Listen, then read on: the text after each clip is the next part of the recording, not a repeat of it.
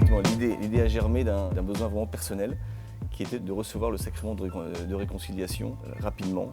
Et je me suis retrouvé dans plusieurs endroits, plusieurs paroisses, ne trouvant pas le prêtre ou n'étant pas au bon horaire.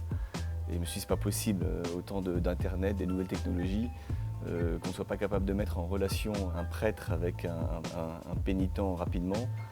Voilà, donc l'idée est née comme ça. On a réfléchi à ce truc et on s'est dit que c'était possible, mais surtout que c'était même nécessaire. L'idée aujourd'hui, c'est vraiment de dépoussiérer cette image de la confession. La confession, non, c'est pas un truc de vieux. La confession, c'est un outil moderne. On doit pouvoir avoir accès sur un mobile aux heures de confession qu'il y a autour de nous, voire plus aux prêtres disponibles pour nous confesser. Souvent, quand on part en vacances, c'est le moment des grandes fêtes, c'est le moment du 15 août. On ne connaît pas forcément les horaires de confession dans la paroisse dans laquelle on va. Je suis dans un aéroport et il y a un prêtre dans le hall 1 à 500 mètres de moi. Eh bien, je lui envoie une notification via laquelle il peut me répondre. Écoutez, je suis bien disponible, rendez-vous à tel endroit précisément, rejoignez-moi.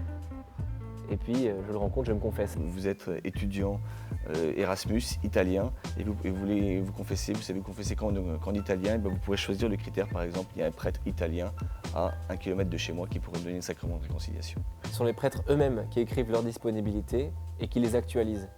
Donc l'information sur cette application est sûre. Ce projet, ce n'est pas le projet d'une institution, ce n'est pas le projet d'une communauté, c'est notre projet, c'est votre projet.